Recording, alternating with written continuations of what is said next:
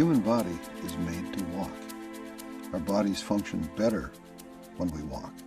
We are healthier in many ways when we walk.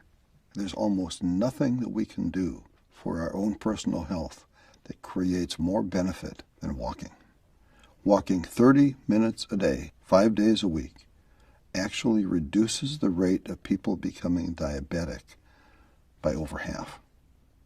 We have an epidemic of diabetes in this country. The number of diabetics has doubled, and people with diabetes now use over 40% of the healthcare dollars spent by Medicare. We could cut the number of new diabetics by more than half if people simply walked that half hour a day, 5 days a week. The benefits of walking are so good that they are hard to believe. We are far less likely to have strokes, heart disease, and hypertension when we walk. Women who walk have a 43% reduction in the risk of stroke. Walking reduces hypertension. The body has over 100,000 miles of blood vessels. Those blood vessels are more supple and healthier when we walk. Walking is clearly what our body is designed to do. We resist disease more effectively when we walk. Walking cuts the risk of chronic conditions, and walking also improves our body's ability to resist cancer and recover from cancer. Women who walk have a 20% lower likelihood of getting breast cancer and a 31% lower risk of getting colon cancer. Men who walk are 2/3 less likely to have a positive biopsy for prostate cancer and a 60% lower risk of colon cancer. Men who do have prostate cancer who walk have a 46% lower mortality rate than men with prostate cancer who don't walk. Women with breast cancer who walk have a 50% reduction in the recurrence rate. Walking in adolescence cuts the risk of breast cancer in postmenopausal women by more than 60%. Our body needs to walk.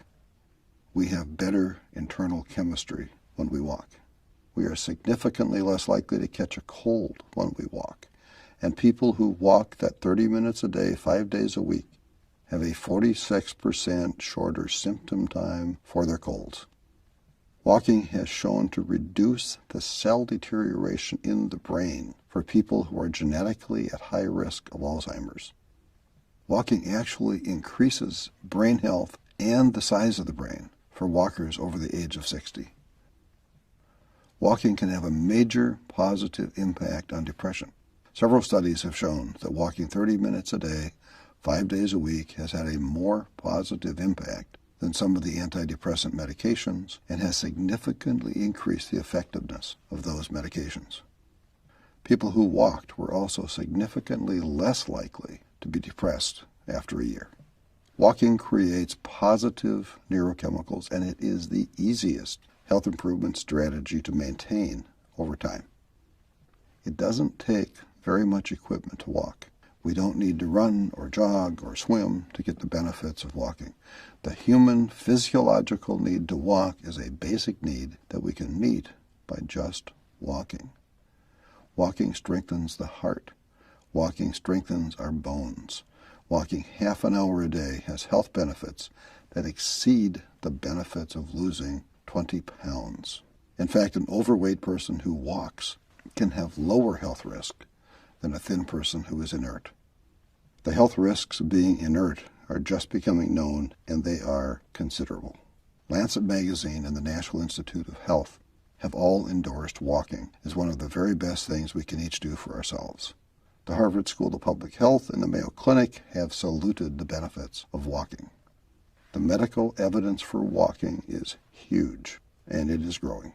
The very best news might be that we don't have to walk that 30 minutes every day in one straight period of time. We can break it up and still get full benefits.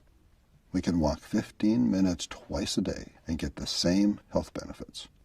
2 20-minute walks would be optimal for some people. So planning our day around finding those 2 15-minute walk times is a lot easier than having to find time to walk the full 30 minutes in one uninterrupted time slot. We all need to walk. We owe it to ourselves to walk. We can be healthier and stronger and happier as people when we can walk.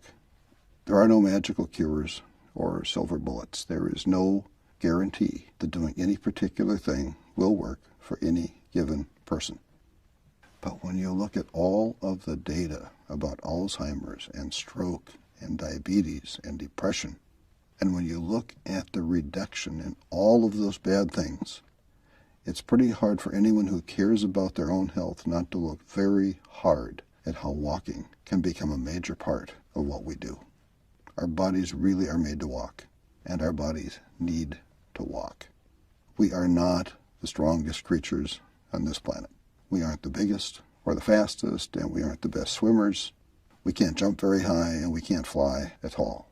But no other living creature walks as well as we do.